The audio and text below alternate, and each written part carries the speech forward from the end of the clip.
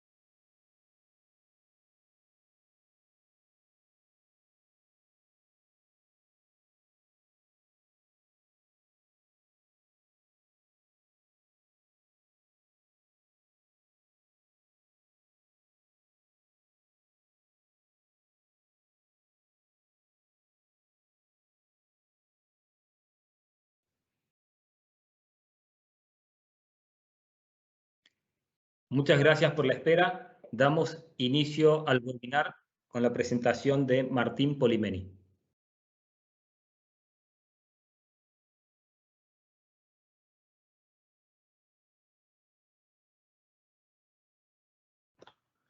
Bueno, muchísimas gracias. Buenas tardes a todos. Muchísimas gracias por acompañarnos nuevamente a este webinar que ha realizado el grupo, o va a realizar el grupo argentino de la IAPSE.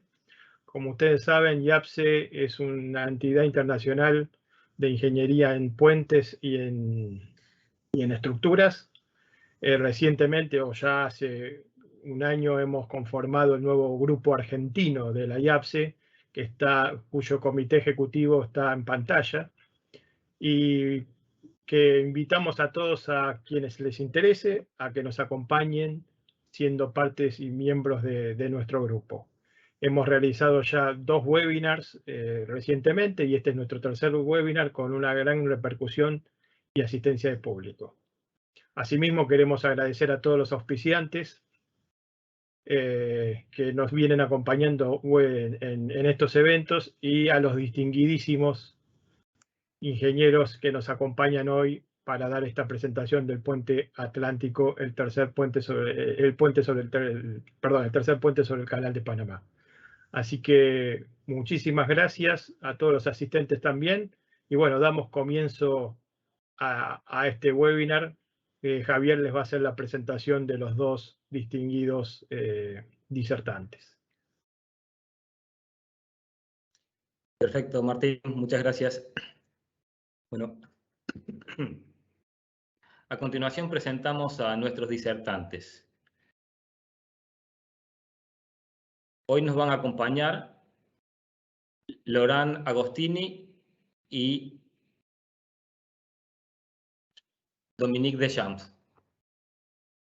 Laurent Agostini es ingeniero civil de la Escuela de París, es especialista en diseño con 30 años de experiencia en la gestión de grandes equipos multidisciplinarios en proyectos de gran envergadura, participando de las etapas de diseño y construcción. Desde el año 2019 al presente, Laurent es el director de diseño e ingeniería para la línea de subterráneo de Copenhague, en Dinamarca, con una extensión de una red subterránea que incluye 2 nuevos túneles de 4.4 kilómetros de longitud. Entre el 2012 y el 2018, Laurent fue director de diseño e ingeniería del nuevo puente atirantado en Panamá, con 1.050 metros de longitud entre los continentes de América del Norte y del Sur. Es uno de los puentes atirantados de hormigón pretensado más largo del mundo. Fue responsable de diseñar todas las obras permanentes, estructuras temporales, geotécnica y mezclas de hormigón, así como coordinar el control geométrico con las actividades de diseño de puentes y ajuste de los tirantes. Entre el 2007 y 2012, Laurent fue el director de diseño e ingeniería de la nueva autopista de 120 kilómetros de longitud en Grecia. Dirigió las actividades de diseño de estructuras superficiales y subterráneas. Entre el 2005 y el 2006, Laurent fue gerente de diseño para el puente suspendido de Chacao en Chile, el puente colgante más largo de Sudamérica, con 2 vanos principales de 1.100 y 1.055 metros, que unen la isla de Chiloé en el territorio continental de Chile con el territorio continental de Chile. Fue responsable de estudios sobre viabilidad económica y técnica general del proyecto.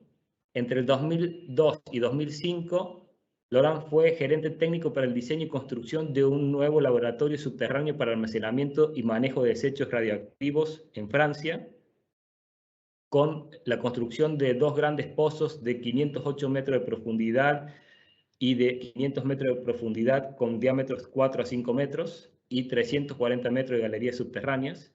Entre 1990 y 1994, Laurent fue líder técnico para el diseño y construcción de una nueva central hidroeléctrica y represa de 160 megawatts en Zipán, en México. La presa tiene 203 metros de altura y un túnel de 22 kilómetros de longitud. Asimismo, estaremos acompañados de otro disertante, Dominique Deschamps. Dominique es ingeniero civil francés con más de 30 años de experiencia en diseño estructural, en asistencia técnica en obras, en reparación y reforzamiento de estructuras. Entre los años 2019 y el presente, Dominique es el responsable del control de calidad en obra para una extensión de la red subterránea de Copenhague. Entre el 2013 y 2019, Dominique fue el responsable del control de calidad en obra del puente atirantado Atlántico en Panamá. Entre los años 2008 y 2013, Dominique fue el director técnico de Freycinet para América del Norte. Involucra a Estados Unidos y Canadá.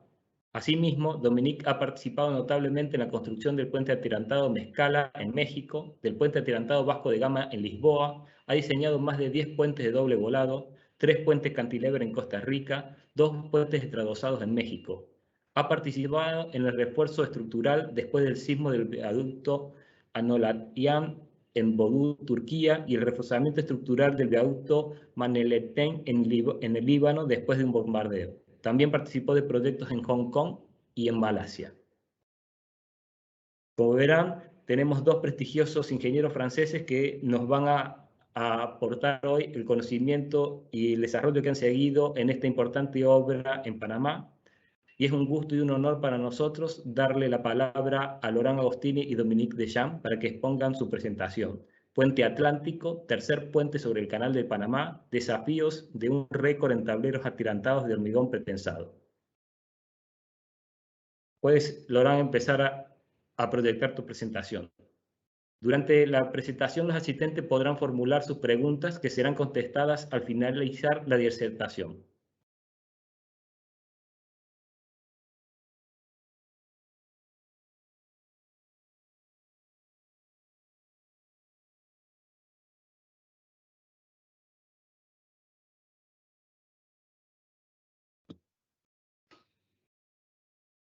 Bien, ahí, Laurent, tienes que proyectar tu presentación y ya quedamos contigo.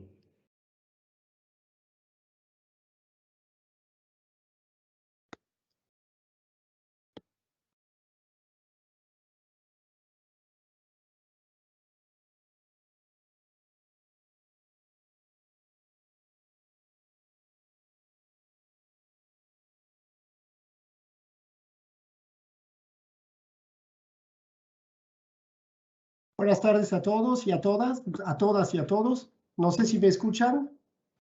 Perfecto, Laurent. Lo que no estamos viendo es la presentación, pero te escuchamos bien.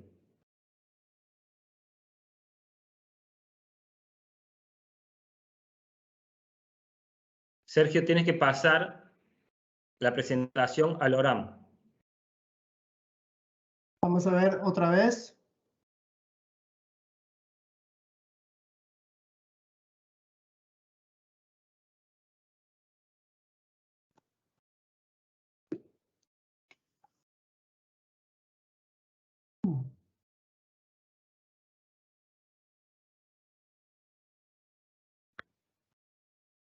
Deberían de ver la presentación ahora. Ahora la tenemos en la vista, está en modo presentación.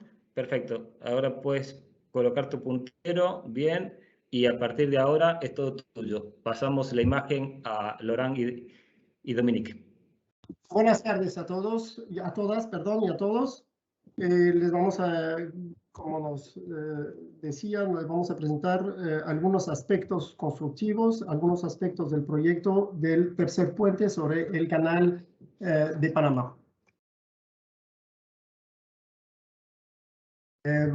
Primero que todo, la presentación de los actores importantes para la construcción de este proyecto. Nuestro cliente, la ACP, la Autoridad del Canal de Panamá, que administra el Canal de Panamá y que tenía la experiencia de la construcción recién de las nuevas esclusas del Canal de Panamá. Los consultores trabajando para la ACP, Luis Berger de Estados Unidos, CCCC de China. El contratista PASA, quien viene a ser una entidad al 100% de la constructora francesa Vinci Construction Grand Projet, a cargo de la construcción, de los métodos constructivos y de la verificación de los estados de carga temporal durante la construcción y de los ajustes geométricos. Aquí una pequeña paréntesis. El contrato inicial era un contrato de construcción únicamente, pero como el diseño o la verificación de diseño para los estados de carga temporales se entremezclaban mucho con el diseño de las obras para los estados de cargas definitivos, y también porque el proyecto o el contrato más bien permitía transferir responsabilidad de diseño a la contratista, al fin y al cabo unas partes bien importantes de la obra fue transferida, el diseño fue transferido a PASA. PASA contrató un in-house, ingenieros in-house, VCGP, así como la americana IBT, que viene a ser International Bridge Technology. Alguna mención de los subcontratistas principales: Rodio, a cargo de todos los pilotes de la obra, y Freyssinet, a cargo de todo el suministro y la instalación de los tirantes y del postensado. Aquí está el mapa de una parte del Panamá, donde se ve el canal que corre del Océano Atlántico al Océano Pacífico. Digamos, la orientación es un poco curiosa al inicio, se esperaba una orientación distinta, pero la parte donde se iba a construir el tercer puente está más o menos, la orientación es norte-sur, lo que simplificó un poco las cosas.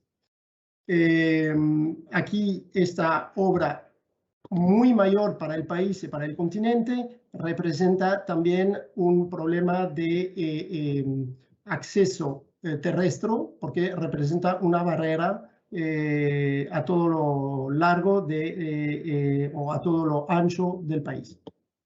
Por eso la historia del canal se, digamos, asocia mucho a puentes importantes. Se construyó en los años 60 el puente Centenario, que se ve, perdón, el puente de las Américas, que se ve acá, que está a la inmediata salida de la ciudad de Panamá, y en el año 2004 se inauguró el segundo puente sobre el canal de Panamá, que viene a ser el puente Centenario.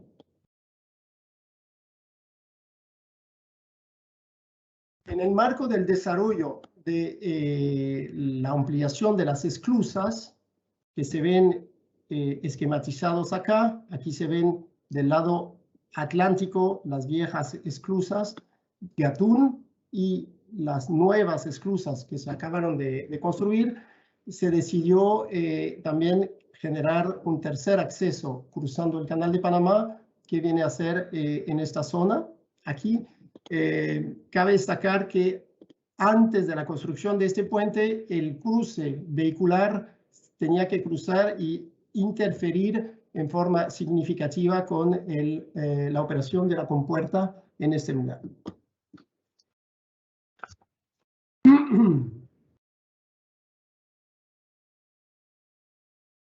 Aquí se ve una vista en planta de la obra. Las estructuras corren del estribo A1 hasta el estribo 41, 41 pilas. El puente principal está acá, el canal se esquematiza acá.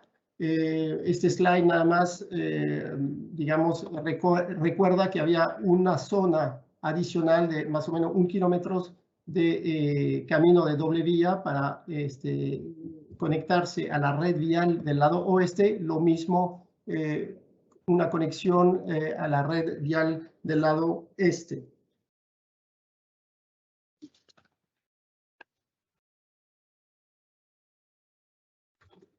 Aquí viene una elevación general ya de las estructuras, viaducto de acceso este, con un pendiente longitudinal de 5% para ganar en altura y satisfacer el gálibo marítimo de 75 metros de altura. Lo mismo del otro lado con un pendiente de 5%. Aquí se ve el puente atirantado, los viaductos este y oeste.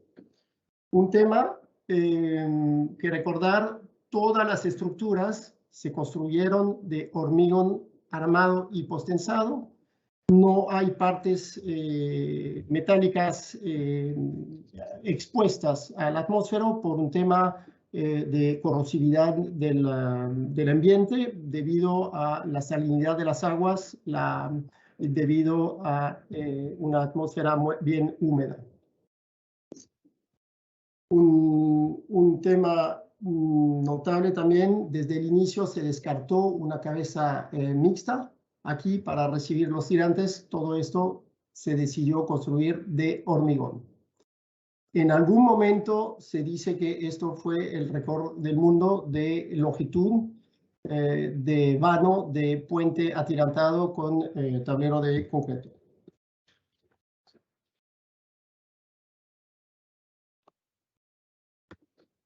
La misma slide que nada más recuerda o, digamos, muestra las metodologías de construcción de los tableros. Aquí en el viaducto, el primer viaducto del lado este, se decidió aplicar una metodología de tablero lanzado, que va a presentar Dominique después. Lo mismo del lado oeste, un tablero lanzado. Aquí, en vista en planta, se modificó un poquitito una curva acá, se alejó un poquito una curva para tener una línea perfectamente recta y poder hacer sobre toda la longitud del viaducto un tablero lanzado. Una metodología diferente, tableros construidos por doble voladizo balanceado, digamos, y aquí el puente principal, cuya metodología de construcción vamos a describir después. Esta misma vista longitudinal se puede apreciar acá. digamos, en un estado ya avanzado de la construcción. Se reconocen la parte oeste con los viaductos de acceso, la parte este.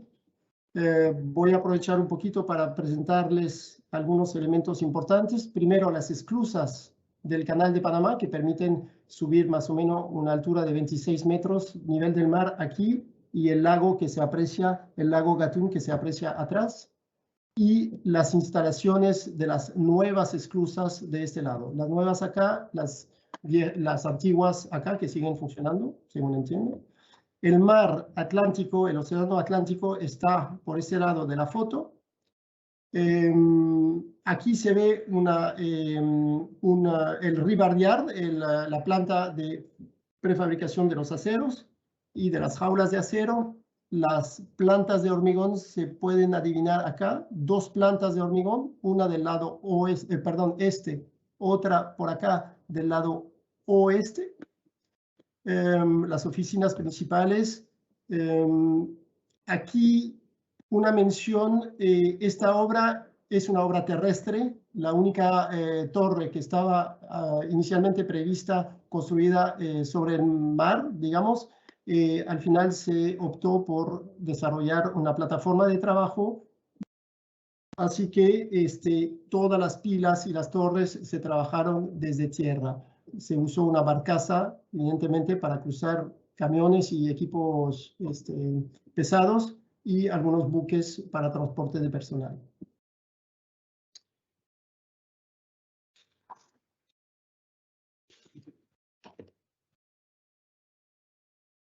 Una palabra sobre las fundaciones. Todas las pilas prácticamente fueron construidos de la misma forma. Pilotes vaciados in situ y cabezales de pilotes, eso para todas las pilas. La geotecnia del lugar estaba más o menos similar del lado oeste y del lado este, un poquito peor del lado este. Una base que se consideró rocosa, que se llama el Gatún, un poquitito una roca, digamos, de comportamientos razonable, no una roca muy dura, pero de comportamiento razonable. Y una cama por encima de la base rocosa de un Atlantic Muck, de un lodo de características geotécnicas muy, muy malas. Casi todas, muchos cabezales de pilotes se tuvieron que construir y proteger por medio de tabla estacada. Al final fueron como 400 pilotes en total para toda la obra, diámetro 2,50 metros máximo, 1,50 metros mínimo. Creo que el más profundo fueron 46 metros. 46 metros en el lado, en la P22. Metodología de construcción, excavación, colocación de armado y por tubo TREMI, una protección con una camisa de acero sobre los primeros metros y el sostenimiento de las paredes mediante bentonita para la parte profunda. Aquí se ve una instalación, las instalaciones del rebar yard, de la planta de acero, con la máquina, digamos, permitiendo fabricar las jaulas de los pilotes. Se aprecian acá una placa central con huecos que permitían instalar las barras y había esta máquina hacía una traslación al mismo tiempo que una rotación y las espirales estaban automáticamente instaladas y soldadas alrededor de las barras, soldadas, digamos, con un tack welding entre las barras longitudinales y las barras longitudinales y las espirales transversales.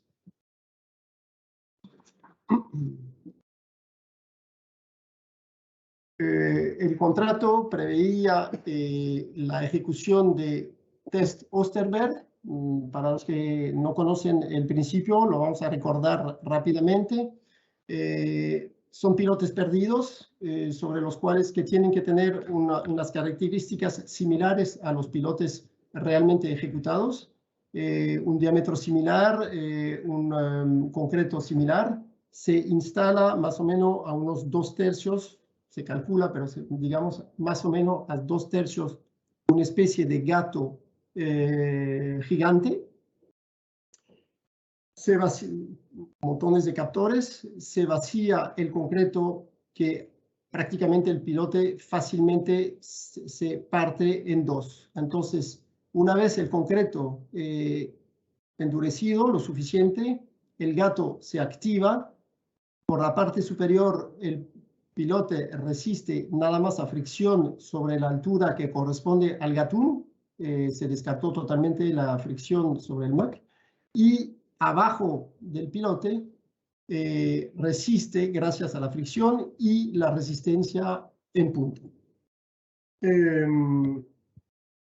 Se hicieron, como dije, 6 pilotes Osterberg y en general, gracias al hecho de que habíamos hecho ensayos, por lo tanto, algunos coeficientes de ponderaciones se podían mejorar y también porque la fricción de la roca resultó ser ligeramente mejor de las expectativas, se pudo, digamos, reducir la longitud promedio de los pilotes por un 15% o 14% por los pilotes medianamente, de diámetro medianamente grande y de 4% por los pilotes más grandes. Aquí se ve una foto de la instalación de los pilotes. Es un caso un poquito especial en la P20 del lado este, donde el terreno estaba un poquito más malo. Se ve una vista en planta del armado con varias capas de acero, como 2 capas.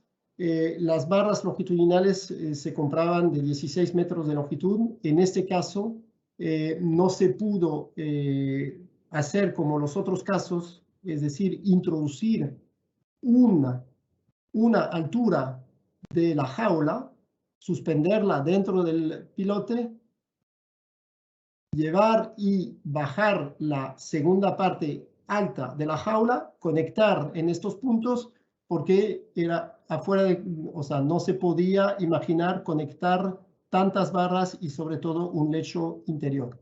Por lo tanto, en estos casos se contrató un sistema de grúa más alto y más poderoso para meter la jaula de un solo jalón.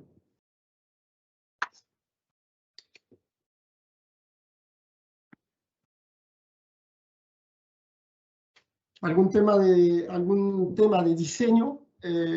Tuvimos una sorpresa siempre del lado este, que fue realmente el lado más complicado. Las características del terreno azul, Atlantic Muck, y relleno, y suelo blando de transición, resultaron peores de las expectativas cuando la roca más o menos resultó tener unas características geotécnicas más o menos conforme a las expectaciones. Lo que ven acá son los valores BS de lo que se llama Shear Wave Velocity. Es un ensayo que se llama Cross-Hall, que puede definir estas características que traducen la fortaleza y la densidad del... Perdón, la fortaleza de la roca. En este caso, las velocidades esperadas de 300 metros resultaron de 70 metros por segundo. Entonces, los diseñadores tenían la aprehensión de que en un caso de un sismo que se genera en el manto rocoso aquí, este suelo bien blando no solo iba a transmitir la aceleración aquí, pero sino que la iba a amplificar. Por lo tanto, se decidió en este caso una medida, digamos, suave. Se bajó la zapata de 2 metros, se reforzaron más el cabezal de pilotes, perdón, y los pilotes. Se introdujeron tablestacados, que se ven acá, un tablestacado bien reforzado, y mediante un rediseño se pudo comprobar que aún en caso de sismo, esta fundación iban a resistir. Aquí se ve la foto, se ven los pilotes ya descabezados y el cabezal de pilote listo para recibir los fierros y la armadura. No obstante, dos casos en el lado este, siempre P17 y P19, donde la altura del suelo malo de 26 metros que se ven acá era demasiada y no había solución mediante pilotes y cabezal de pilotes para resistir la aceleración amplificada. En ese caso, se optó por diseñar una fundación clásica, vamos a decir, con un concreto sumergido, una masa muy grande de concreto sumergido, hasta la roca sana, que es el gatún, diámetro 16 metros y altura 12 metros, una zapata circular clásica y una pila protegida por el recinto circular que se ve aquí. El recinto se obtuvo mediante la metodología de los pilotes secantes, que son un pilote no armado y entre dos pilotes armados que vienen a comer un poquito la sección del pilote no armado y que permite mejorar la estanqueidad de la zona. Así se ve una foto de arriba del recinto que fueron conformados de 23 pilotes reforzados y 23 pilotes no reforzados. Y aquí dejo la palabra a Dominique para la parte de los viaductos y nos veremos un poquito más tarde. Hola, buenas tardes también a todas y todos. Gracias por escucharnos. Entonces voy a presentar los dos tipos de viaductos de acceso. Se dividen en dos tipos. Un viaducto empurrado para la parte inicial, con tramos de 45 metros, y viaductos doble volados para la parte más alta y para reducir el número de pilas con tramos más amplios, hasta 82 metros normal. Y tenemos un caso aquí con un tramo central de 125 metros porque tenemos que cruzar la vía de ferrocarril que une la ciudad de Colón a la ciudad de Panamá. Los viaductos empurrados son con tramos de 45 metros y con una pendiente de 5%, bastante importante, y 13 tramos también que da una capacidad de empuje bastante grande para los casos de empuje.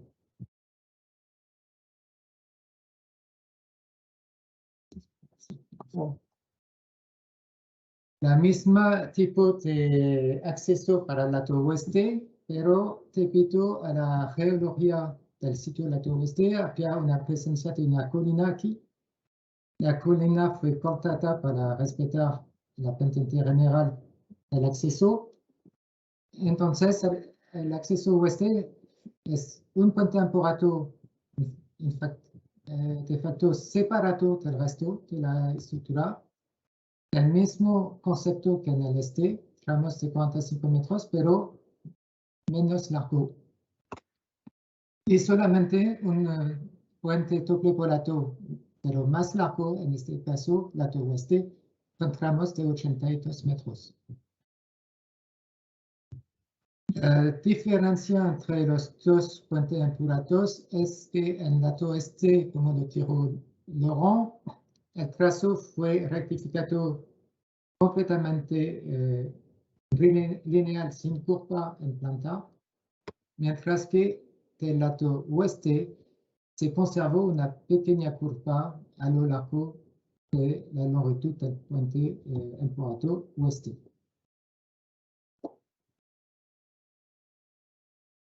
Aquí ven una pista del lado oeste que se empezó por el lado oeste, el puente empurrado más corto, Y eso permitió bien entrenar nuestros equipos sobre los empurados más fáciles antes de ir a la tueste con 13 tramos. El concepto es el mismo, entonces lo voy a explicar sobre aquí, sabiendo que se hizo la misma cosa de ambos lados. La primera fase se usó primero una nariz metálica a aproximadamente 20 metros de longitud para permitir el inicio del empuje y alcanzar una pila intermedia que se puso al inicio. Entonces, la primera fase de empuje constituyó en empujar en realidad la nariz con encante la topila sobre pila de la pila final. Una vez que se hizo este primer empuje, que es decir que la estructura llega aquí, sobre la pila intermedia, se construía 45 metros de tramo, es decir, tramo por 45 metros antes de hacer una nueva fase de empujado. La fase de construcción de un tramo de 45 siempre se hizo sobre una área de prefabricación sobre tierra y no en tramo en el aire.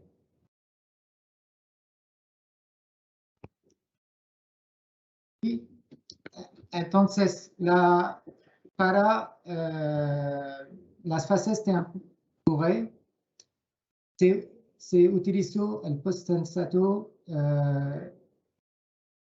de dos maneras, un post-sensato interior, inferior y superior, que está incluyendo dentro del hormigón del carbón, y algunos cables exteriores, pero horizontales sin ninguna deviación a lo largo de las almas. El porqué de este uso de post-sensato durante las fases de empuje es que cada sección del tablero durante una fase de empuje está sometida a acciones contrarias, momento positivo y momento negativo, dependiendo si la sección se va a encontrar en volatizo o sobre una zona de pila o a mitad de claro entre dos pilas. Entonces, como cada sección se va a encontrar tanto tensiones aquí o acá, se puso un post-sensato para inducir en la estructura una compresión uniforme general que compensaba estos efectos de esfuerzos invertidos.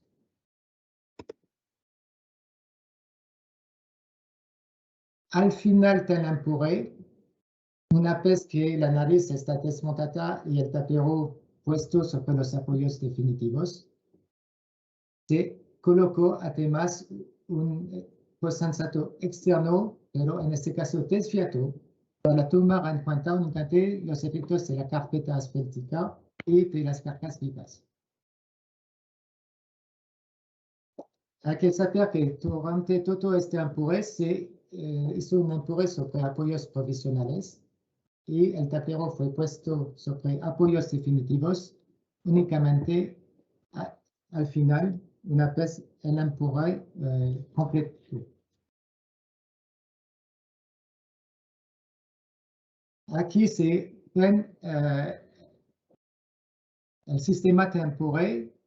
Se usó 3 picas de lanzamiento sobre las cuales se colocaron 3 gatos hidráulicos de capacidad 600 toneladas cada uno.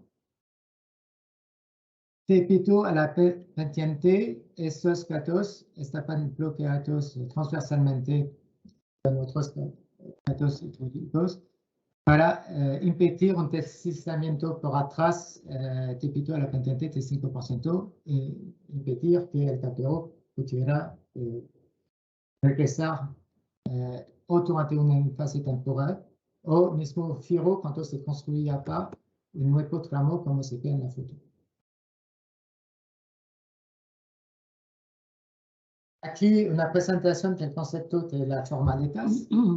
Entonces, las formaletas era una formaleta exterior en formato U metálica, completa de 45 metros para todo un tramo completo, y formaletas interior de 11 metros punto 5, porque cada tramo está paseado por cuartos. Había 2 cuartos con desviadores para el post-sensato exterior de continuidad. Había un tramo central sin nada de desviadores y había un tramo con el diafragma sobre pila. El paseado se hacía primero la U y después con el añadido de esta formaleta para la losa superior. Una vez que la U era resistente, se paseaba en segunda fase la losa superior por cuartos de tramo también. La pista interior para mostrar los diferentes tipos de post-sensato. Se puede ver aquí el anclaje para los tentones interiores inferiores, que después el cable es dentro del hormigón. Aquí son los cables que se quitaron, no fueron suprimidos al final. Los conservamos durante el servicio también, pero fueron puestos durante el empuje, cables horizontales pero exteriores. No se ven los cables superiores al interior del concreto. Y aquí son los cables desviados que se colocaron al final una vez el puente en lugar, sobre sus apoyos definitivos. Aquí tienen una pista de la parte este del empurrate. Somos en la fase de construcción del tramo entre la pila 2 y pila 3. Es decir, que después de esa fase se quedaba una sola fase entre el estribo A1 y la pila 2. Se ven aquí justamente los paseados de 11.25 en fases, que son las 4 fases. Y una vez que se completa todo eso, se procede al empurrado. Aquí se ve aún la nariz. El empurrado para terminar a este nivel, donde se ve aquí la pila 13, que es la pila intermedia entre el empurrado y el tope polato de 125 metros. Y ya la topela de pila 13 ya está planificada. Y aquí se puede adivinar por aquí que es la vía de ferrocarril que pasa. Entonces pueden ver que era un monstruo a empujar con el tamaño y todo eso. No era un empurrado usual. Ahora voy a pasar sobre los puentes tople-polatos. Entonces aquí se muestra la pista completa de los viaductos. La parte tople-polato era de cada lado del puente principal. En rojo son los viaductos de 82 metros de tramo y en beige, amarillo, no sé cómo lo ven, es el puente con el tramo central de 125 metros de claro. Sección transversal superior igual, por supuesto, 20.8 metros porque son 2 carriles más vías de emergencias. Pero, por supuesto, el peralte de las topelas varía según el tipo de tramo. En rojo tienen los peralte para el viaducto de 82 metros, 2.8 metros de altura al cierre y 4.4 metros sobre pila. Y para el 125 metros era 3 metros de altura al cierre por 7.5 metros de altura sobre las pilas principales 14 y 15. También aquí toda la construcción se hizo sobre apoyos, tal vez lo podemos mostrar después, de aquí. Entonces, durante la construcción se usó caras de arena, apoyos temporales, con cables de estabilidad de volatizo asegurado por cables verticales pensados en forma U que pasaba dentro del cabezal de pila. El método de doble polato es construir en paralelo con dos carritos que se desplazan a lo largo, que ven aquí, pares de segmentos hasta llegar al último segmento. Una vez que se termina un polatizo, los carritos retroceden y se empieza otro polatizo con la otra y se cierra los dos polatizos a partir del segundo polatizo llegando sobre el primero. Entonces, por supuesto, la construcción tomó en cuenta las contraflechas de construcción debido a las bases, porque debido al orden que se construyen los volatizos, hay unos que deben ser construidos más altos que otros, y también se toma en cuenta en esas contraflechas el efecto de flujo y retracción a largo plazo para no tener, si no se toman en cuenta esos efectos, con tiempo en realidad tenemos después olas en el perfil debido a la retracción y el flujo de temperatura. Aquí cómo se instalaron los carritos de avance. Se usó un pórtico instalado sobre las toperas de pila y se instalaron por medio de cables aquí, y una vez conectado a la topera de pila, el pórtico, por supuesto, está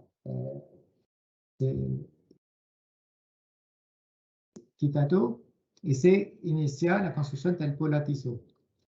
Una vez que el polatizo se termina, en dos casos, o es el primer polatizo del tramo, y en este caso el carrito retrocede, o es el segundo polatizo, y en este caso se usó también el carrito para hacer la topera de cierre. Y una vez que la topera de cierre está hecha, el carrito también retrocede. Y el carrito lo hacemos retroceder hasta la topera 2 de cada polatizo, donde habíamos cerrado huecos en la losa superior para instalar de nuevo gatos al tope y cables que permitían hacer el descenso del carrito por el mismo método, pero inverso de Lizardi. Aquí tienen una vista durante la construcción. Entonces, los 82 metros con topelas de 3.5 metros de longitud tenían 10 segmentos por volatizo, y el 125 metros fueron 14 de memoria. Entonces, debido al número importante de doble polatos a construir, usamos 2 encofrados de pila para poder hacer toperas de pila al mismo tiempo y 3 pares de carritos.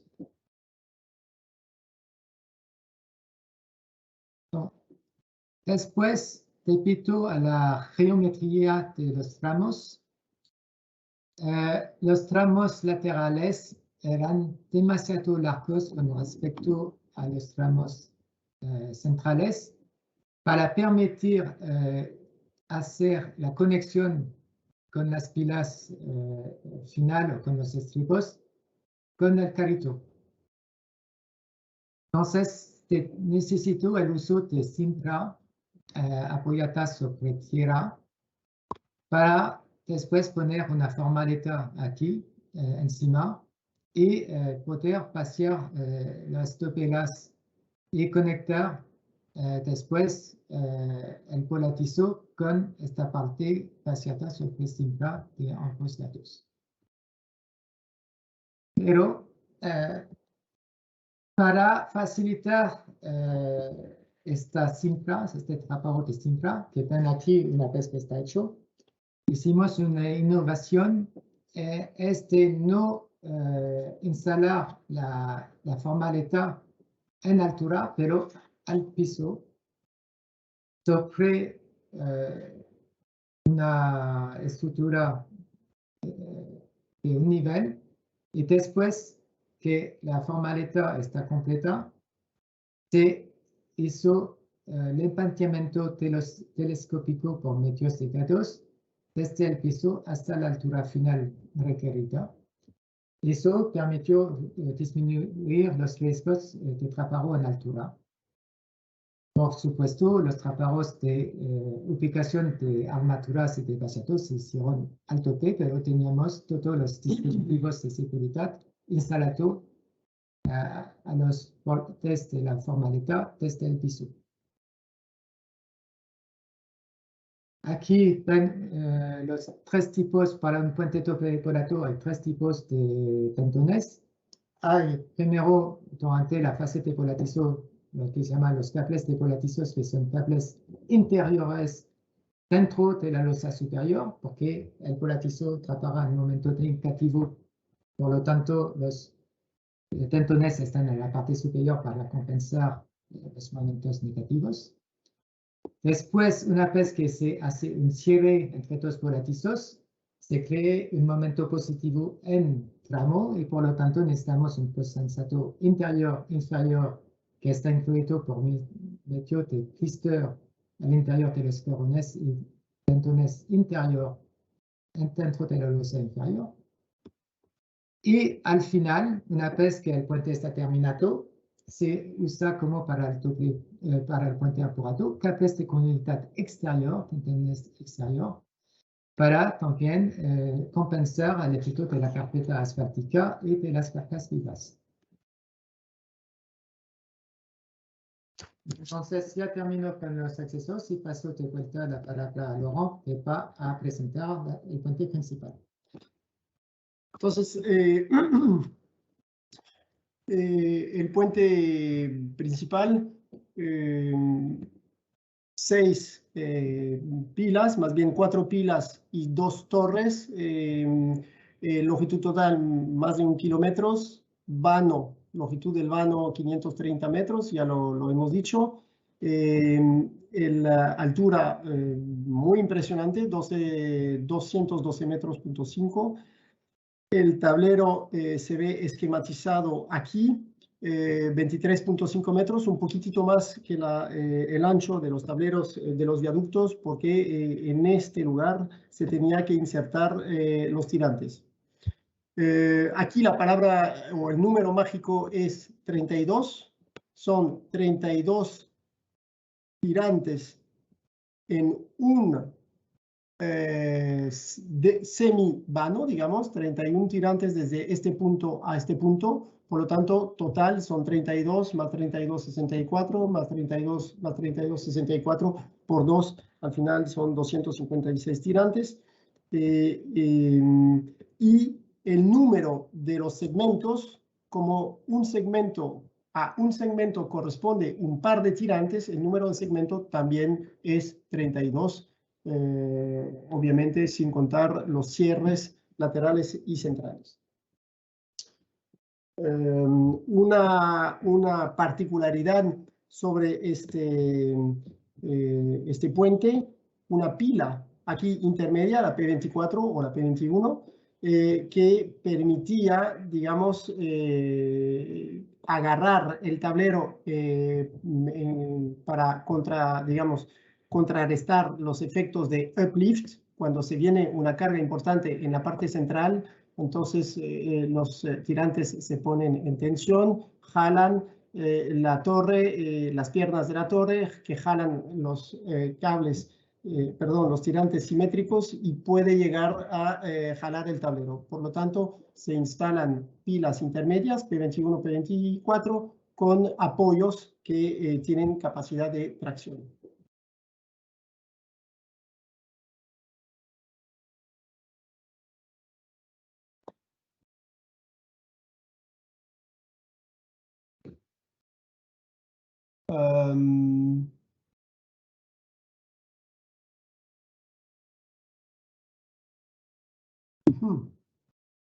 Tenemos un pequeño problema técnico.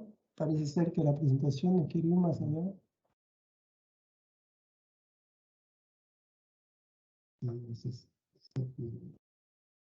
No, give control.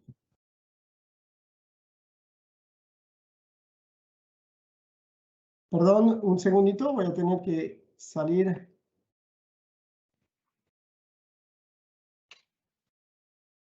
Sí, Laurent, no te preocupes.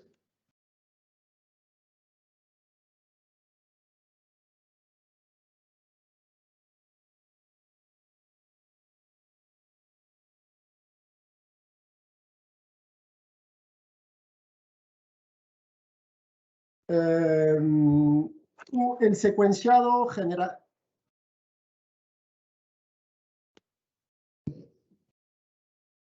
A ver qué están viendo ahora. Laurent, por favor, comparte tu pantalla nuevamente.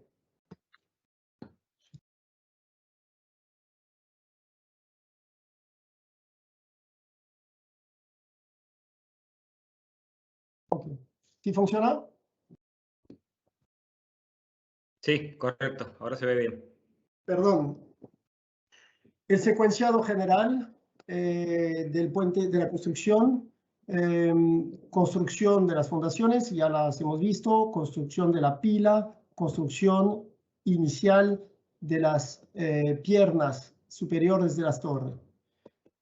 Se continúa para llegar a una altura suficiente de las piernas, no cierran todavía las piernas que tienen una pequeña forma de delta, que se comienza la ejecución del tablero y de los primeros tirantes.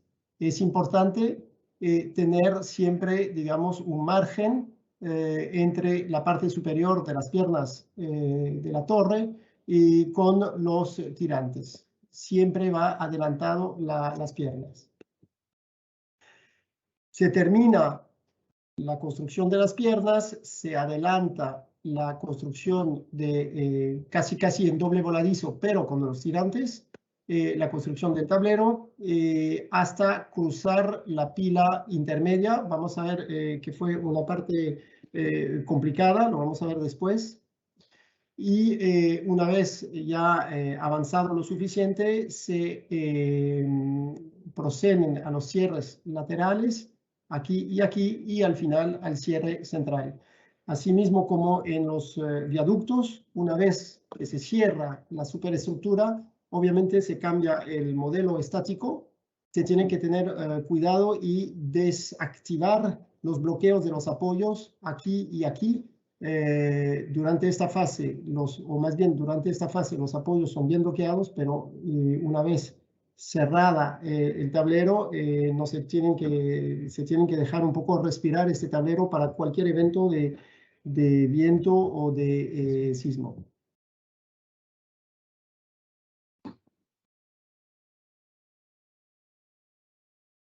Un zoom sobre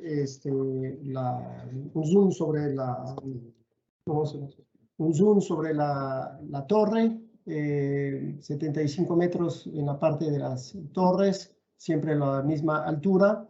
En esta parte la altura de los trepados eran 4 metros, lo vamos a ver después. Aquí se ve una foto de la torre y de las piernas de la torre en construcción.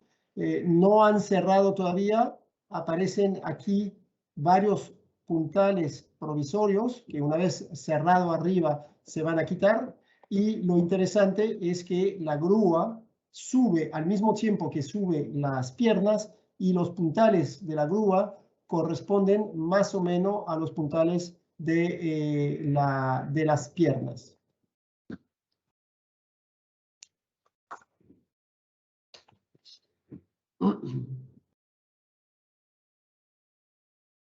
La base de la torre Aquí se ven los famosos pilotes descabezados de los cuales hablábamos antes. Aquí, y ya con las primeras capas de acero colocadas, la altura del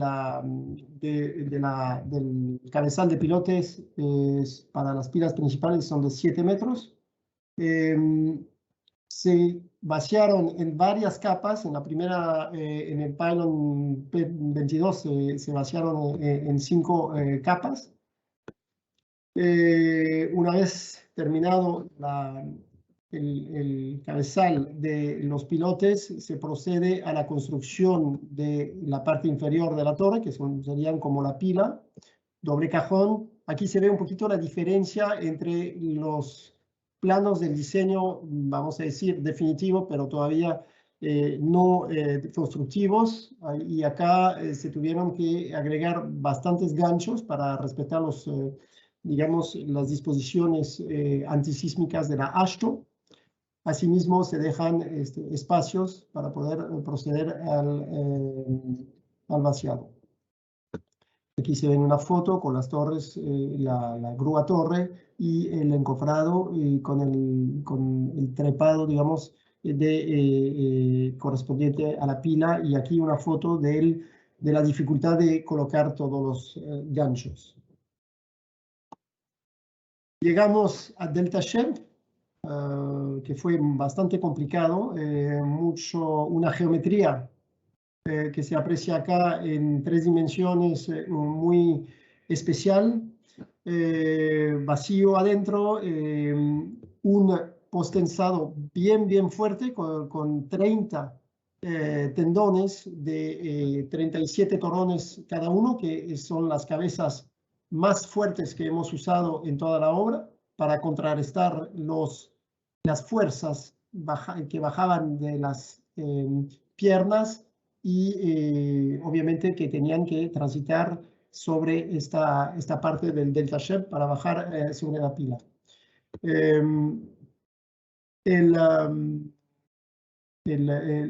Los fierros se ven acá, 4 vaciados, 4 niveles de vaciados, 1, 2, 3, 4, y este vaciado bien importante que permitía aquí, excepcionalmente, también aquí se dejaron los aceros en traslape, no conectados con coupler. En general, todas las barras verticales estaban conectadas con coupler, pero aquí se dejó un poquito de libertad para poder arrancar con la geometría buena en las piernas de la torre. No sé si, Dominique, quieres decir una palabra sobre el enfriamiento. El porqué de este postsensato es la fuerza que viene aquí, dará así una compresión, y por compresión da una tensión aquí bastante fuerte. Y para reducir el número total de varillas, se necesitó poner postsensato. Sí, entonces también se puede ver que es una pieza maciza de concreto, y entonces se usó también un cooling system, es decir, tubos en PVC dentro de lo cual se ponían agua. Se ve aquí la preparación agua durante el endurecimiento del concreto para limitar el incremento de temperatura del concreto fresco y limitar los problemas de agrietamiento y todo eso, debido a los problemas del concreto open. Este sistema de post-cooling se utilizó en muchas áreas de la obra para, como decía Dominique, prevenir para prevenir los efectos termales no deseados. Aquí está una vista general de la superestructura. La superestructura se compone de las piernas de la torre, del tablero y de los tirantes, que son los 3 elementos mayores.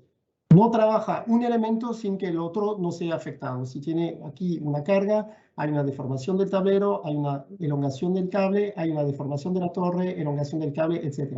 Todo eso tiene que trabajar en armonía y, digamos, en equilibrio.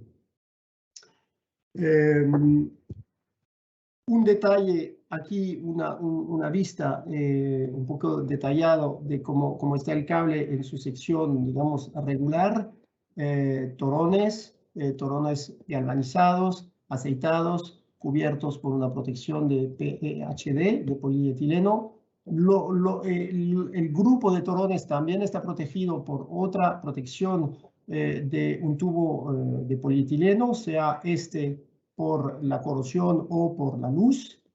Y los anclajes, aquí se ve un esquema del anclaje del tirante. Hay un anclaje en la parte superior, en la pierna de la torre, y un anclaje en la parte inferior.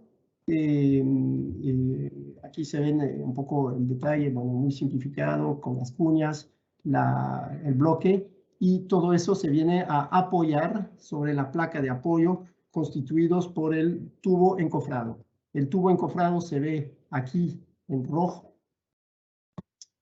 Y las dos problemáticas mayores, de las cuales vamos a hablar después, es, uno, que este tirante transmite una fuerza enorme sobre la pierna del pilote. Las fuerzas están acá. Tiene una componente vertical y una componente horizontal fuerte. Obviamente, más está inclinado el tirante, más fuerte está este valor F. También otra problemática importante, la correcta ubicación en azimut del tubo de encofrado. Porque si no, los puntos aquí están establecidos. Un punto y el otro está establecido, el cable está establecido y la fuerza está establecida. Es decir, la geometría del cable ya está lo que es. Si el tubo no está bien dirigido dentro del concreto, está el riesgo de un contacto entre el tirante y el tubo. Y eso a largo plazo sería muy negativo para la durabilidad del mismo tirante. Por lo tanto, el diseñador nos pidió una precisión extrema para la colocación de estos tubos. Vamos a ver a continuación, se utilizó un sistema de Derrick para garantizar la buena ubicación, por lo menos en la torre, en las piernas de la torre del tubo encofrado.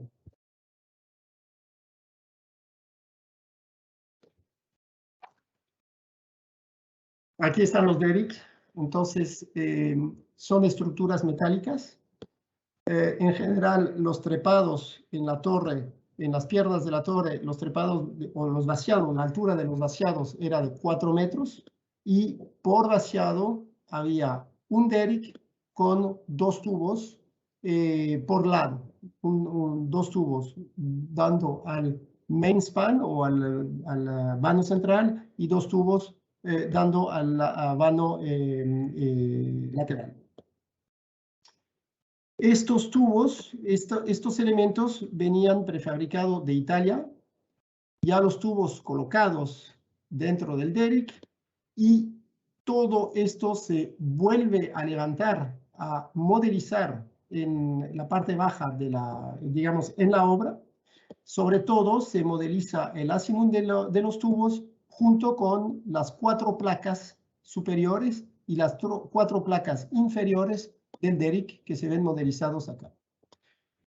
Se monta el elemento N, se vacía, se chequea la nueva posición de las placas con respecto a lo esperado, se vuelve a introducir esta posición en los modelos, en la modelización, y se ajusta, hay una capacidad de ajuste del Derrick superior. El concreto está a ese nivel más o menos, y el Derrick superior se asembla con el Derrick inferior, únicamente las placas sobresalen, y se ajusta en rotación y en inclinación para volver a conseguir la orientación deseada para esta fase de construcción. Está un poquito complicado, pero digamos, eso fue el principio. Prefabricación, levantamiento, modelización, vaciado, vuelve a levantar y entonces se corrige el asamblaje. Aquí vienen un ejemplo de ficha de corrección. La van a ver, esta prueba de errores, porque la verdad uno pierde la cabeza, no sabe si está en la pila P22, P23, el norte, el sur, tiene que dirigirse hacia el norte, está en la pierna sur o norte y se dirige hacia el vano central o lateral. Entonces aquí estamos en la pila P23, estamos hablando del tirante 23, estamos ubicados al norte y dirigido hasta M, que sería el main span, el vano central. Y aquí se ve la corrección que se le pide arriba entre la colocación del derrick N+1 respecto al derrick N. Viene un pin, aquí estamos perfectamente centralizados, se piden 5 milímetros de desviación en una dirección para dar una rotación, la rotación deseada, y la corrección en rotación deseada, y aquí se le agrega una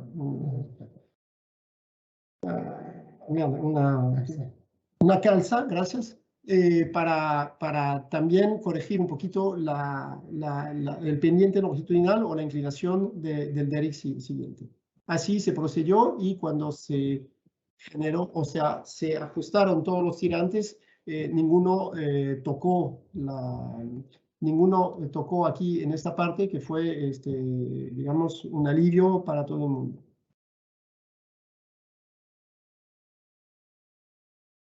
Entonces, la segunda preocupación o el segundo tema fuerte para las piernas de la torre es esta fuerza grande generada por los tirantes de ambas partes del cajón de la pierna de la torre. Aquí está una vista en planta del cajón. Aquí se ven los derricks, de los cuales hablábamos antes. Aquí no se ven los tubos encofrados, pero se ven en esta vista y en este 3D. Y para, digamos, contrarrestar estas tensiones dentro del hormigón, los cortes que se generan acá, se diseñó un sistema de post-tensado en forma de loop. Aquí se ven los anclajes, se da todo el loop del cajón en una dirección y otros anclajes aquí y acá que dan el loop en la otra dirección. Por lo tanto, se genera un post-tensado, digamos, una compresión fuerte en el concreto para contrarrestar la tensión generada. Estos son los loops de los post-tensados. También se aplicaron barras de post-tensada aquí y aquí, en estos lados, para también volver a comprimir más este concreto y no tener efectos cortantes importantes acá. Aquí están los tirantes, unidades de 7 a 12 torones y de 1 a 3 barras, 2 derricks por vaciado, por trepado de 4 metros, uno acá, otro acá, y 4 tubos encofrados, 2 acá y 2 acá, que se ven en la foto aquí y aquí.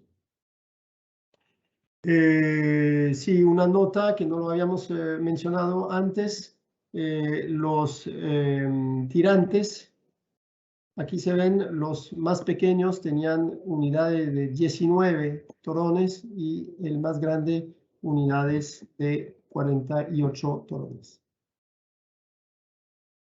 Y se ve la foto de lo que estaba explicando antes. Los dos, de este lado, no se ha vaciado todavía,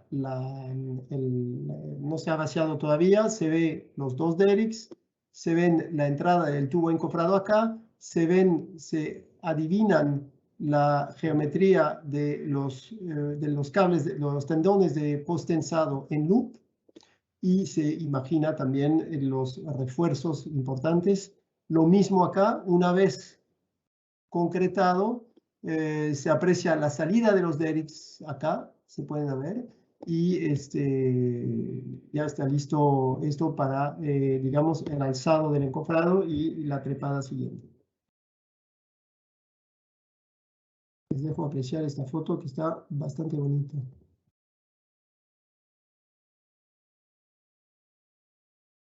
Ok, entonces vamos a hablar un poco de tablero.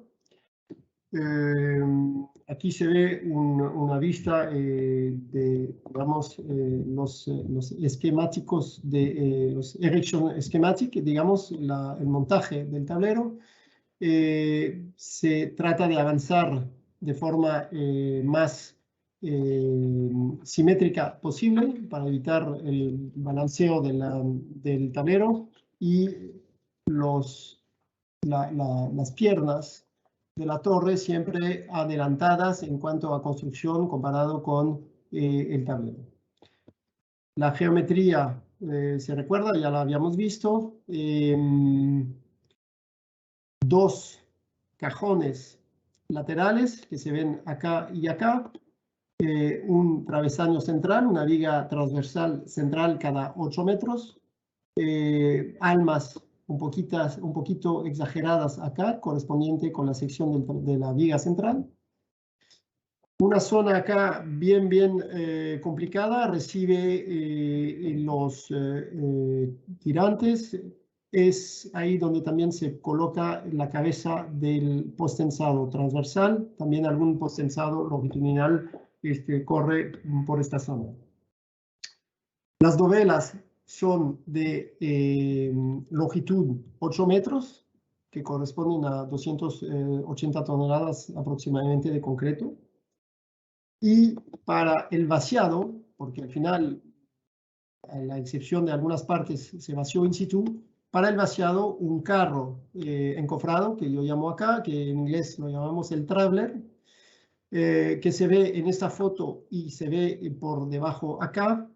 Estructuralmente estaba en cantilever con una viga aquí C, una viga C mayor principal, 4 vigas longitudinales atrapadas dentro del segmento anterior al que se prepara a vaciar. Eso un poco es el esquema general del encofrado. Aquí no se ve tan bien, pero aquí por debajo se aprecia un poco el principio.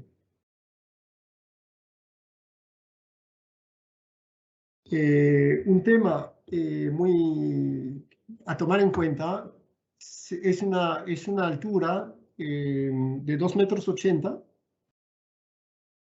con una longitud de 500 metros. Eso es un espagueti.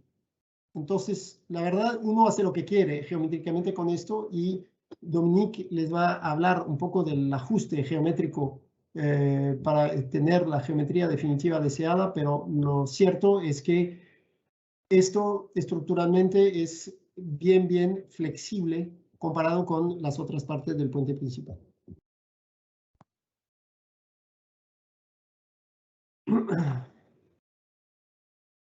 Entonces, una parte importante, perdón, que se me olvidó comentar, esta apertura aquí dentro del cajón, aquí se ve una pequeña parte, una alma un poquitita elevada, es bien importante, es reducida, pero nos permite por lo menos utilizar un encofrado, un sistema de encofrado interior un poquito mecanizado que cada 8 metros tiene que cruzar dentro, se contrae, así como una especie de transformer, y se contrae para cruzar este travesaño o esta alma vaciada en el elemento anterior.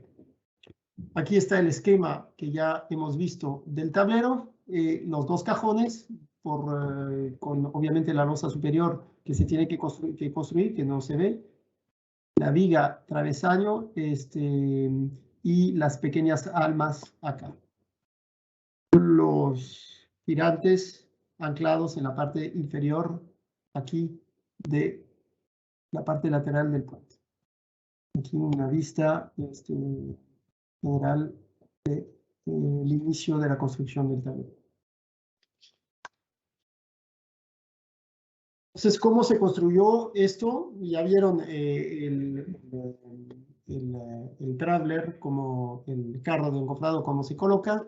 Primero, se ha decidido prefabricar 3 elementos básicos de la parte, digamos, de la viga transversal, las 2 esquinas y la parte central.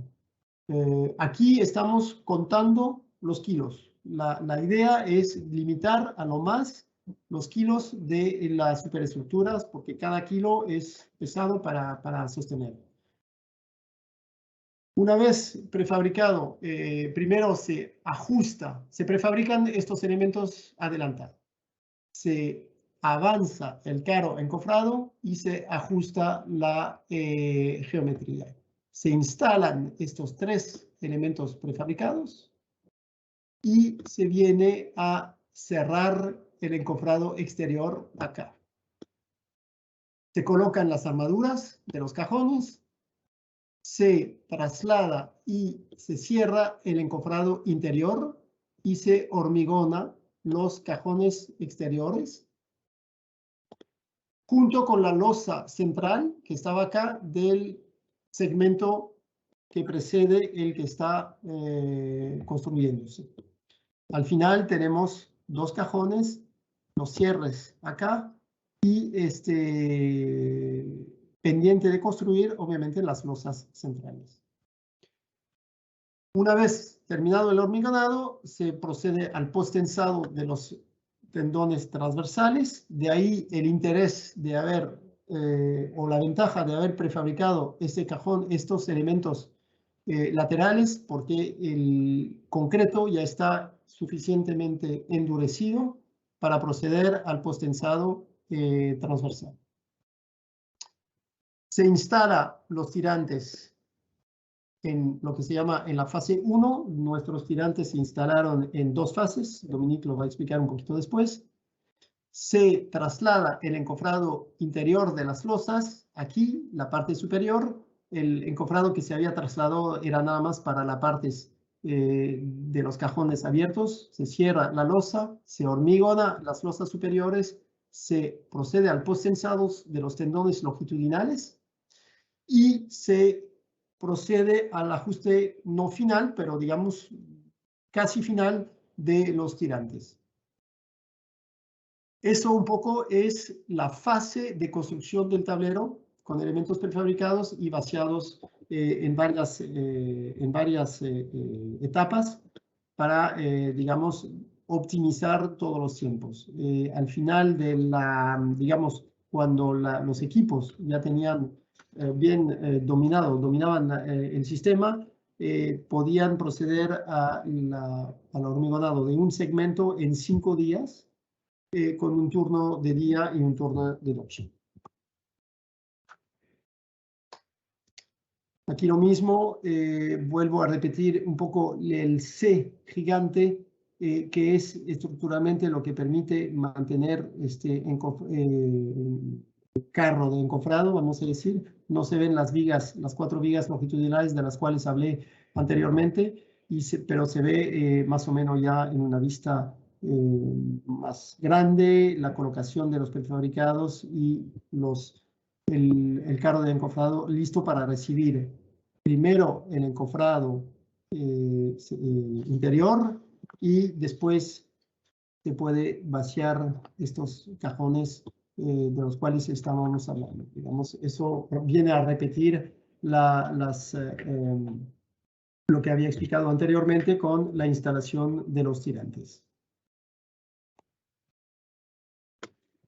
Una foto, no son solo esquemas, pero también así se realizó, y aquí se ve lo mismo que explicaba. Se ve todavía la losa central no realizada, se adivinan los cajones ya vaciados, aquí y aquí, se adivinan acá. La losa todavía no está hecha acá, tampoco está hecha acá. Los tubos encofrados ya están listos y se procede a la colocación de los primeros torones del tirante correspondiente. Aquí estamos y esto se ve también la C principal que permite estructuralmente mantener el carro encofrado en su posición en cantilado.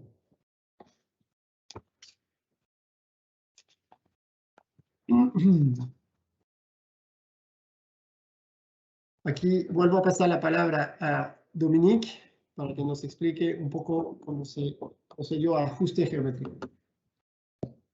Entonces, el ajuste geométrico, entonces, voy a repetir lo que dijo Lorenzo. Un puente atirantado tiene dos características: una gran flexibilidad del tablero, porque el tablero es muy delicado con respecto a los tramos, con flexibilidad general del tablero, pero al mismo tiempo, entre dos tirantes sucesivos, el tablero está bastante rígido, es decir, que la deformación local del tablero entre dos tirantes sucesivos no es muy grande. Lo que es grande es una rotación general.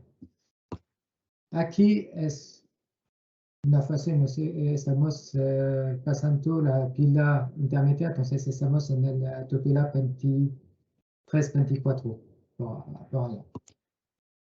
Para mostrar la flexibilidad del tablero, teníamos 32 pilas, pero cuando llegamos a la pila 21 es la que está encima de esta pila intermedia. El tablero aquí paró de 75 centímetros.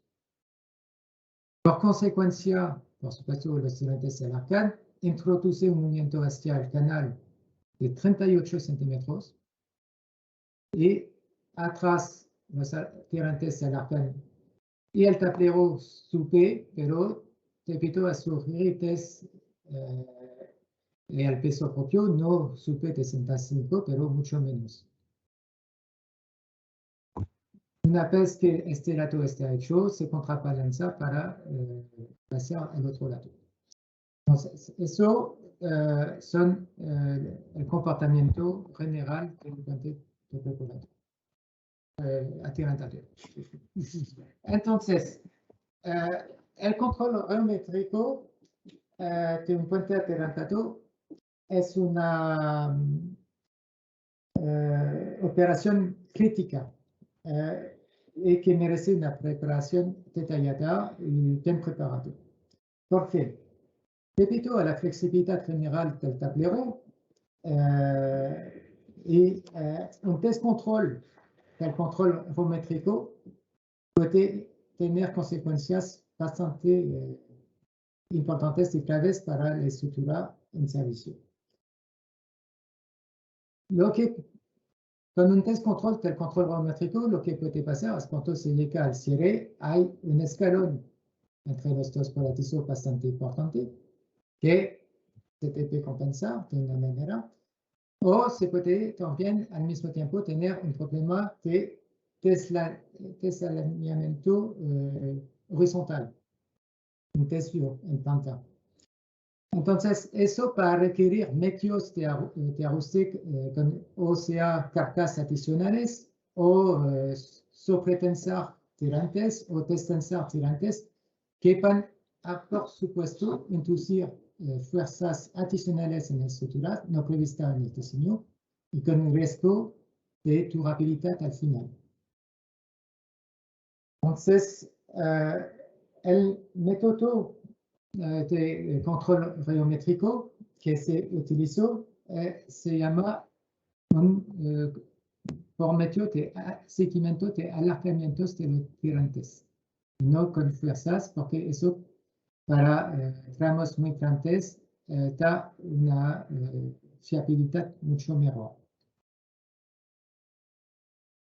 Entonces, lo que se necesita para el control geométrico, primero, es tener un modelo de cálculo que es idéntico a las fases de construcción que se va a seguir en la obra. Para el puente atlántico, se modelizó más de 600 etapas de construcción y para cada etapa de construcción el proyectista indica construcción, los desplazamientos de cada tutelar y cada enclave de tirantes a nivel del tablero de las torres, también cada fuerza en los tirantes y los alargamientos a cada etapa. Y el control geométrico consiste en verificar en OPLA los valores obtenidos con respecto a los valores calculados. ¿Cómo se hace? Primero,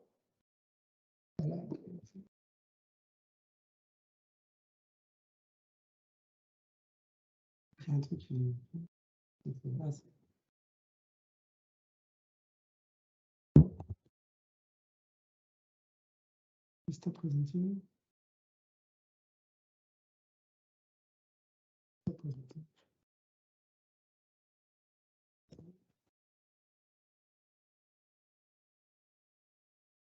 espero que funcione.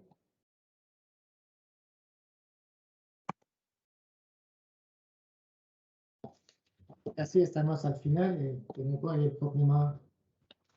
Vamos a intentar de nuevo. Perdón por este.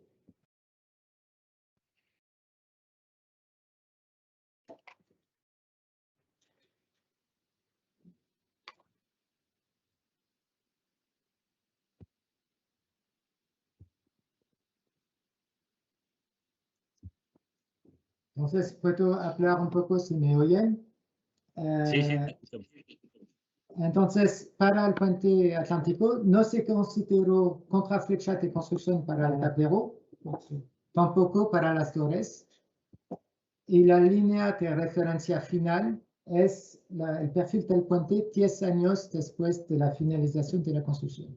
Esas eran las bases para definir el estatus final que queríamos para la construcción del puente. Entonces, ¿cómo se procede en sitio un control geométrico? ¿En qué consiste? Se acuerdan las fases de construcción explicadas por Laurent. Entonces, hay una etapa 1 que es primero la instalación de los cordones del tirante. Se hace después del primer vaciado de la parte de los cierres de los elementos prefabricados y de la pequeña losa y carón en U de los partes carones laterales. A este momento se instalan los cordones por el método de isotensión. ¿En qué consiste el método de isotensión? Se aplica un primer cordón del tirante que se llama cordón maestro o cordón de referencia, en el cual se coloca una celda y que tiene una fuerza inicial. Se inserta después el segundo cordón, se tensa el cordón hasta llegar con una celda también, hasta que el valor de la celda del segundo cordón iguala el valor de la celda del cordón maestro. Y se repite eso hasta el último cordón. Y eso hace que la fuerza de la tensión en cada cordón al final del tensado está casi homogéneo. Entonces, una vez que se ha hecho este tensado, el puente se desplaza y hay movimientos de posición del tablero, de la torre. Se sigue con el vaciado después de las losas internas aquí y allá. Se hace un nuevo levantamiento topográfico de la posición de los anclares, que sea en el tablero, en la torre y también de la fuerza en los tirantes, y se compara con los valores esperados a esta fase, y se hace un delta entre el teórico y el obtenido para deducir un alargamiento adicional delta L y se hace un ajuste alterante, transato de nuevo alterante, con este alargamiento delta L adicional sobre la longitud del protón. Y es así que se hace el control geométrico. Aquí pueden tener los resultados obtenidos. En rojo era no lo puedo ver, pero Modelo. el modelo es lo que pensaba y en azul es lo obtenido. Entonces parece una diferencia importante, pero es a escala deformada. En realidad estamos muy cercanos y los dos volatizos eran casi similares. Es decir, que a nivel del cierre no tuvimos ningún escalón, etc.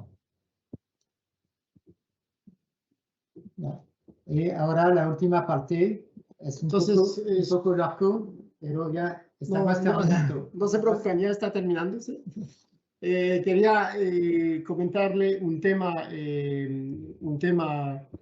un poco difícil de la construcción del tablero. ¿Se acuerdan que aquí les había dicho que había un tema un poco complicado de cruce de la pila intermedia? Entonces, el tablero se construye, el canal está acá y aquí está la tierra, pero después de una cierta longitud de voladizo para prevenir cualquier efecto, digamos, negativo debido a viento, debido a sismo, el diseñador pide que el tablero se amarre con cables, con tendones, anclados en la tierra y anclados en dos elementos del tablero que se ven aquí.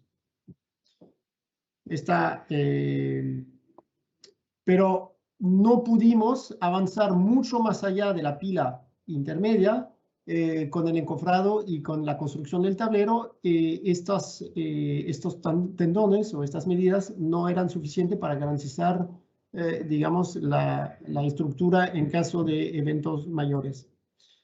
Teníamos sí o sí que conectarnos. Había tres posibilidades. La primera era adelantadamente construir un segmento sobre la pila, llegar con el carro de encofrado, arribar, conectarse,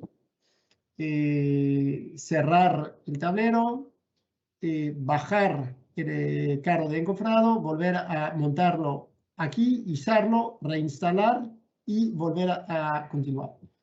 Eso nos pareció muy costoso en tiempo, así que no nos satisfizo la idea. La otra idea era cruzar, dejar este gálibo adicional de 3 metros que permitía pasar el encofrado. Aquí son 3 metros más o menos, aquí son 3 metros más.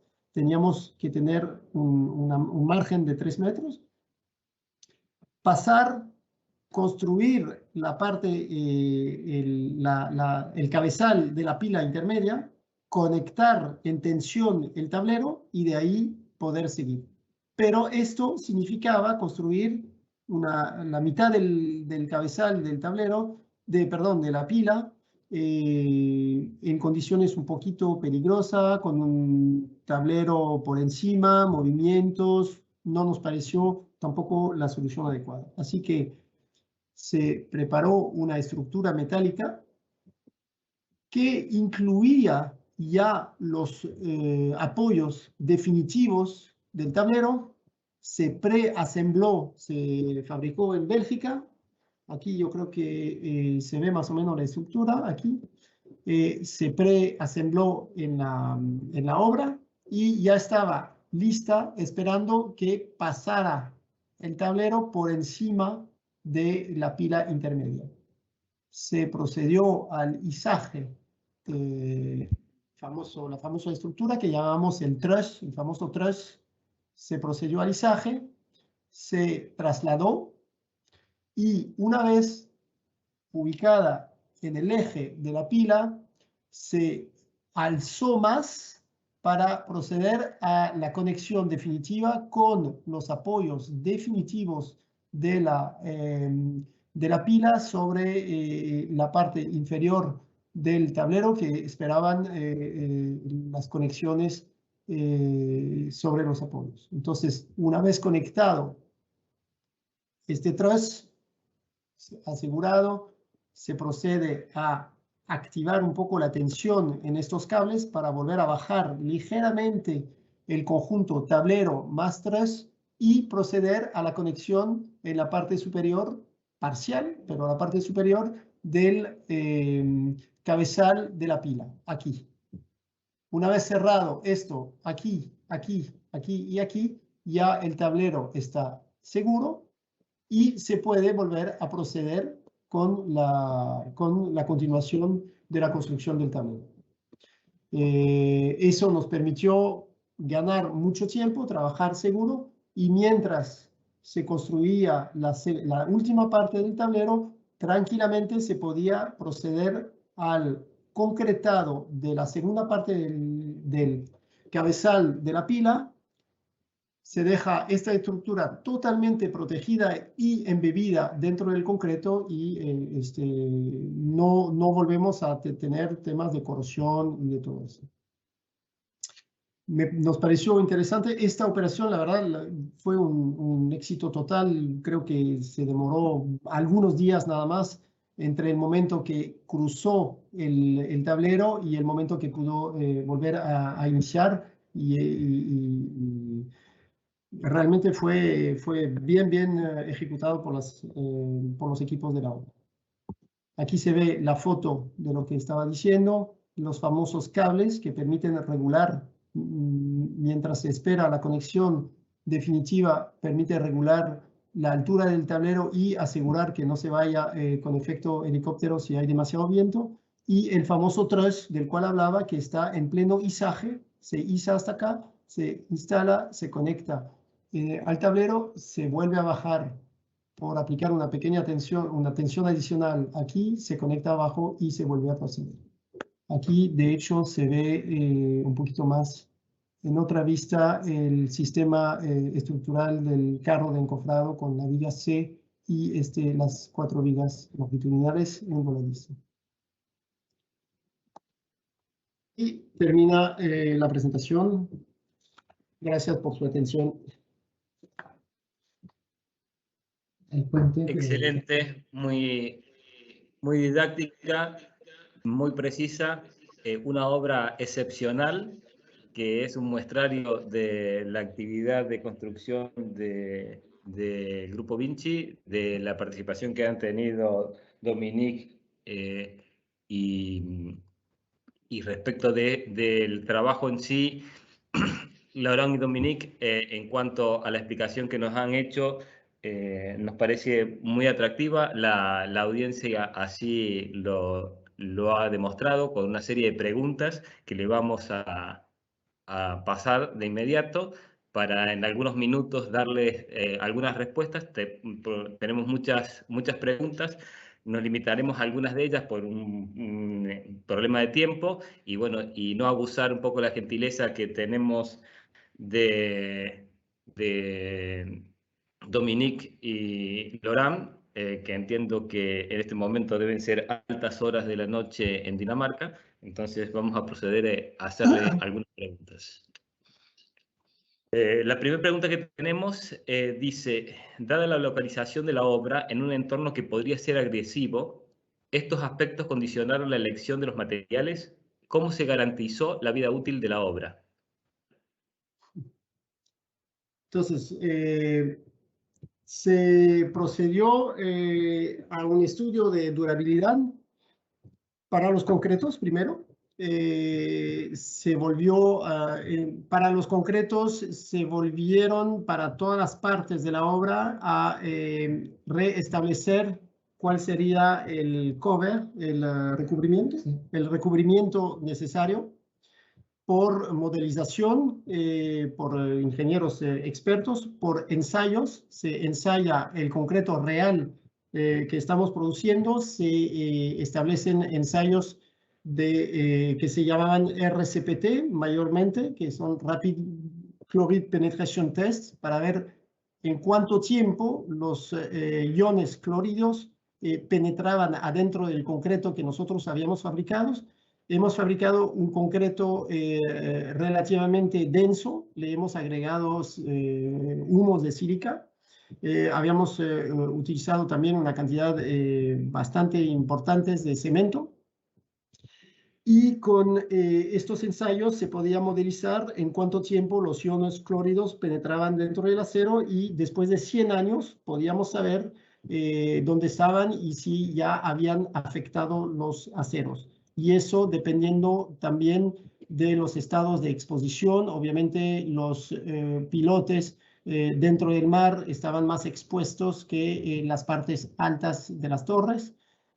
También la durabilidad requerida no era la misma para el puente atirantado como para el puente, para los viaductos. 50 años para los viaductos, 100 años para el puente atirantado. Y por ese lado se garantizó el concreto. Las partes del acero que estaban por garantizar y expuestas a la atmósfera fueron más que todo las partes relativas a los tirantes. Freycinet nos aportó todos sus, digamos, su experiencia, sus ensayos de envejecimientos acelerados para poder demostrar que aún en un ambiente corrosivo, digamos, el periodo de durabilidad de 100 años estaba garantizado. Todos los torones estaban galvanizados con un espesor de galvanizado bastante mayor, o no bastante, pero ligeramente mayor a lo usual. No sé si se acuerdan que mostré que todos los torones estaban protegidos por un tubo, o sea, un tubo inducido de polietileno, y más allá había un tubo blanco que se ve en la foto, los tubos blancos también de polietileno que siguen aportando un grado de protección. Los anclajes también están bastante protegidos con tratamientos de pintura o de galvanización notables. Así que hemos hecho lo posible. Era un tema que el cliente tomaba muy en serio, y bueno, esperamos que lo hemos satisfecho por ese lado. Muy bien, muy amable por la explicación. Dominique, nos preguntan, para los viaductos empujados, ¿cuáles fueron los análisis técnicos que permitieron definir la luz del tramo de 45 metros, ya que parece una luz reducida para este tipo de tecnología constructiva? Es 45 metros de concreto ya empieza a ser una longitud bastante importante. Un puente empurrado con luz mayor que 45 muchas veces es una estructura mixta, metálica por aparo con mosaico completo. Más ligera. Más ligera.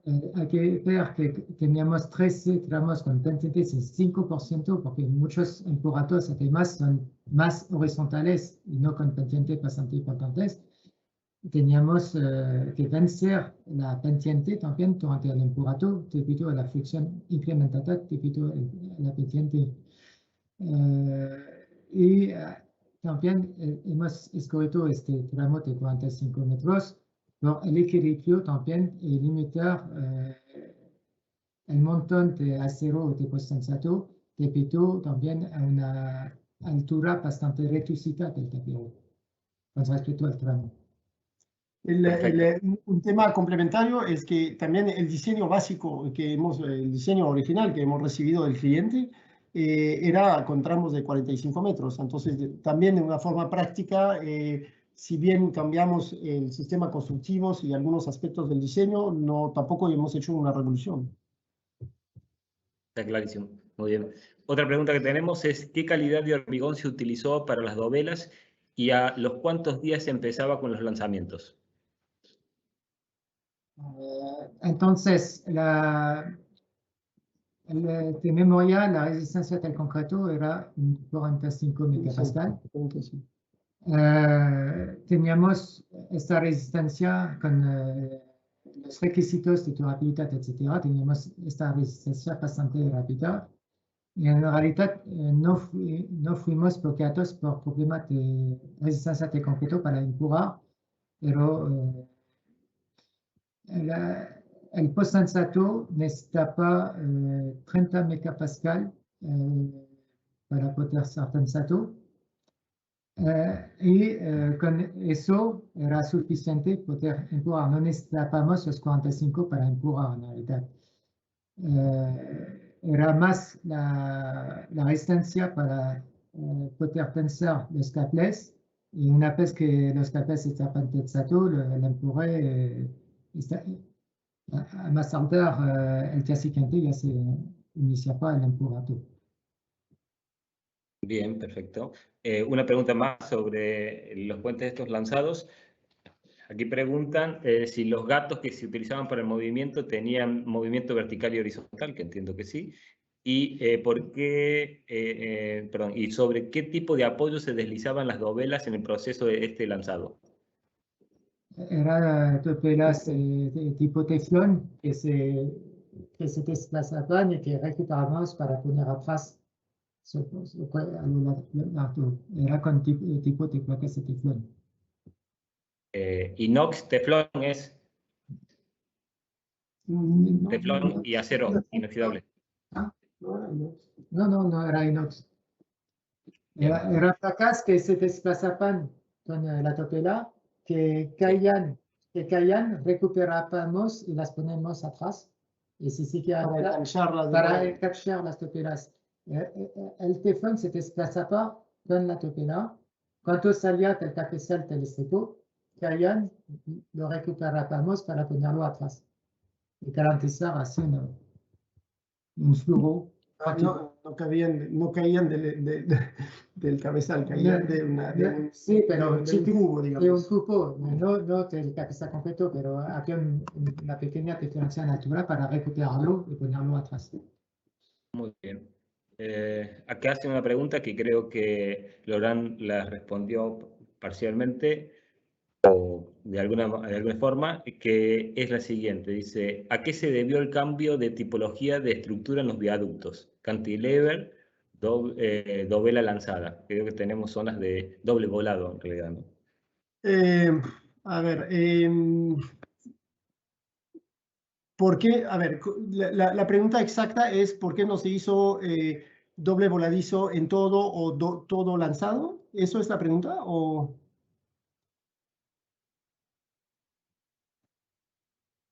Porque cuando se habla de un cambio respecto a qué? No se hizo cambio, lo que se hizo, el puente de 45 metros era previsto con picas prefabricadas. Pues, Pero en el diseño base, sí, o sea, sí. lo que no entiendo, ¿es respecto al diseño base?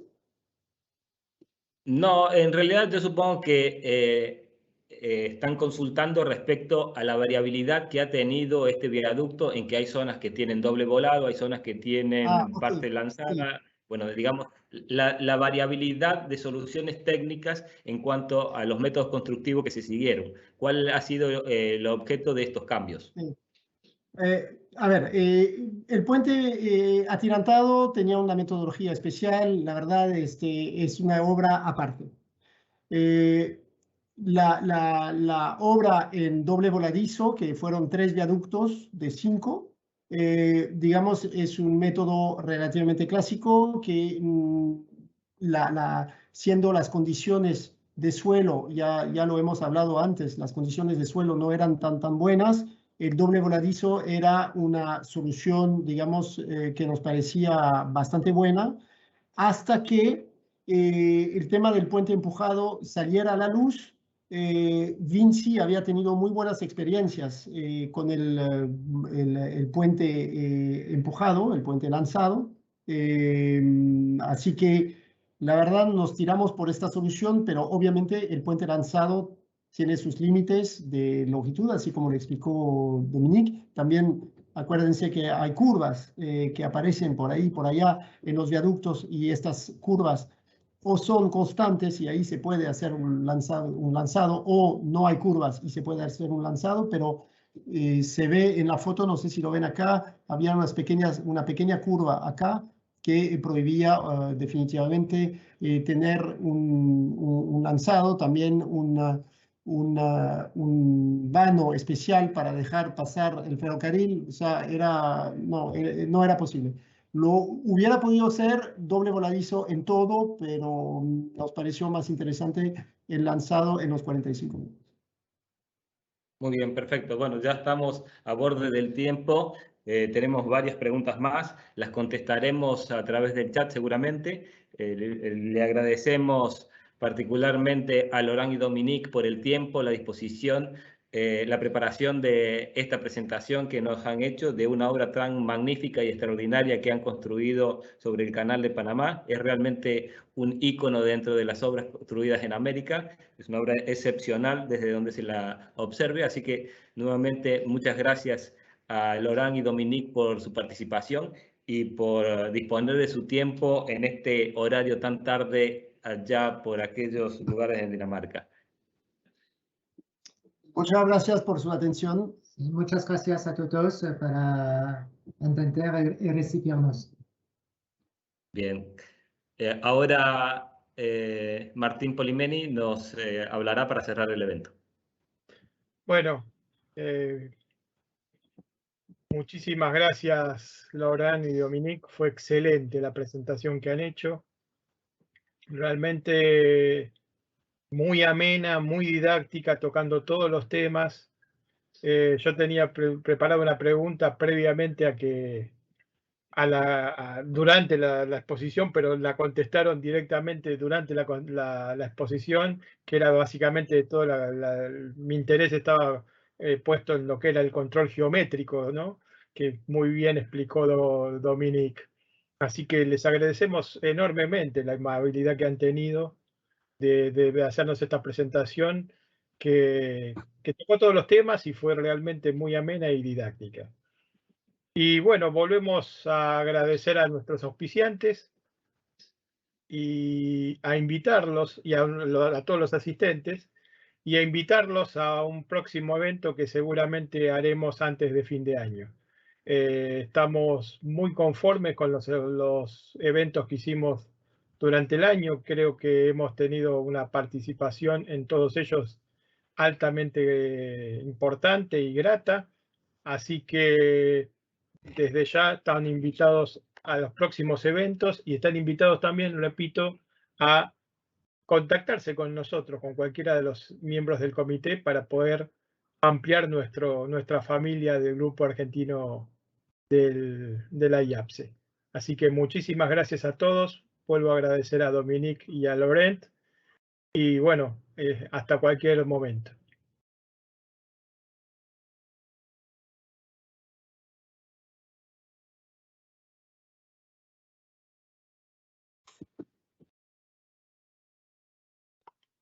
Hasta luego. Buenas tardes.